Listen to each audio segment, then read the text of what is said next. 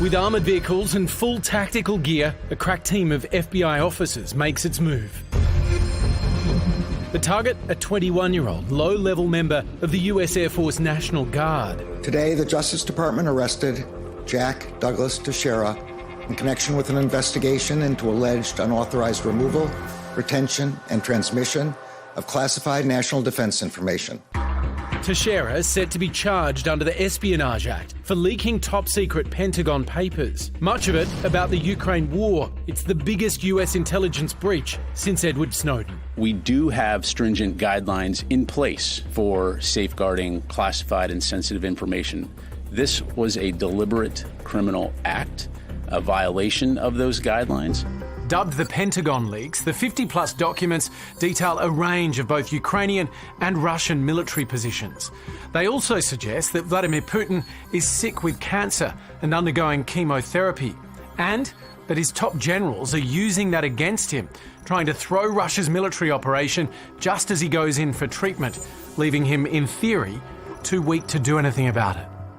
And all this was shared with Teixeira's online group, Thug Shaker Central. He was a young, charismatic man, loved nature, God, shooting guns and racing cars. Where, under the nickname OG, he reportedly led a collective of young men, including this one, bonding over that love of guns, as well as racist memes and video games. We didn't realize the sheer immense nature of these leaks until a bit later.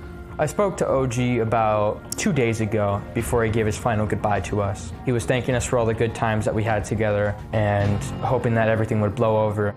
The question now, if this young, low-level military guy was able to get his hands on the secrets of the most powerful nation in the world, how much other top-level intelligence could be at risk? How did that feel to know things before the rest of the world knew them? It felt like I was on top of Mount Everest. It felt like I was above everyone else. I would be able to brag to some people that I knew stuff that they didn't. Well, Joe Siracusa is an expert in diplomacy and security. Joe, do you think that this 21-year-old gamer kid had actually any idea what he was doing?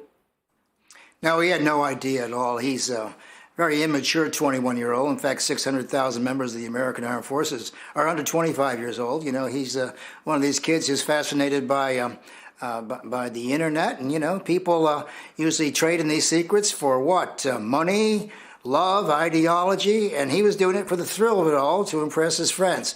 And unfortunately, they're going to hit him with the Espionage Act, which means that's 40 years in a maximum security prison, 9x12, without a window. So, I mean, this is the thing that Julian Assange and Ed Snowden and the rest of them worry about all the time. They're going to hit him with the book. It's interesting you mention those names, because I wonder whether he neatly fits into that category of an Assange or a Chelsea Manning, given that there doesn't appear, at least on the surface, to be much ideology behind what he was doing.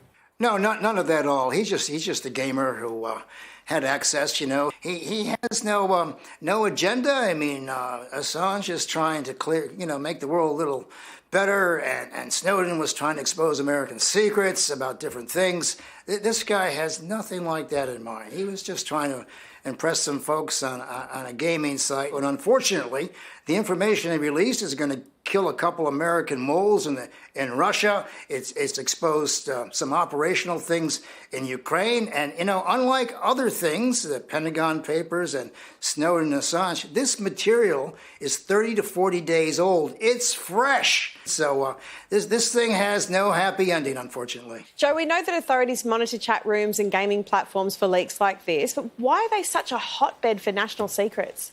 Well, I mean, the national secrets aren't very secretive, are they? I mean, most of America is considered national security business.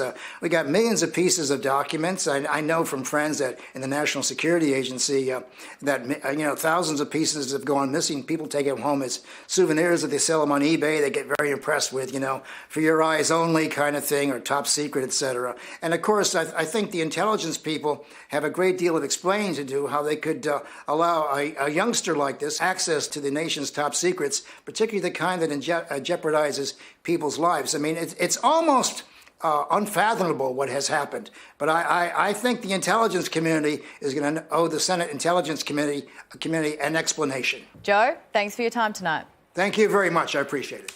It's so interesting because one of the ways this guy was identified, right, was that if you've seen the pictures of the documents, they're placed on a table, right, and they took photos of them, posted them online, and journalists were able to match the table that he'd posted the documents on to pictures of the table in his social media, right? But originally, when he took the documents and started leaking them, he was typing them out by hand, right?